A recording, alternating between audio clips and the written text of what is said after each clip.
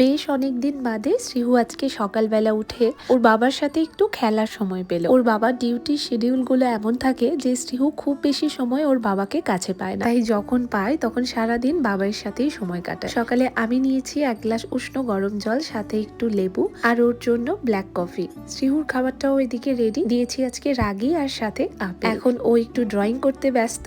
দুজনের জন্য তার ফাঁকেই বানিয়ে নিলাম ছোলা আর মুগ দিয়ে এই স্যালাডটা। আমি আর ওর বাবা দুজনেই খেতে খুব ভালোবাসি। দিদি বানিয়েছিল আমাদের জন্য চাউমিন, তবে সেটা একটু দেরি করেই খেলাম। তারপর বেরিয়েছিলাম শ্রীহুকে নিয়ে, টুকটাক কিছু কেনাকাটা করার ছিল। তবে বাইরে এত গরম যে বেরিয়েই ভাবলাম কেন বেরোলাম, মানে বাইরে এতটাই গরম যে গাড়ির এসিটাও যেন কাজ করছিল না। প্রথমেই এসেছি মোহনা মার্কেটে, ওখানে আমার একটা কুরিয়ার করার ছিল। তারপরে আমার আরো টুকটাক কিছু কাজ ছিল, ওগুলো করে শ্রীহুর জন্য একটা পেস্ট কিনলাম। এরপর গিয়েছিলাম ফার্নিচারের দোকানে।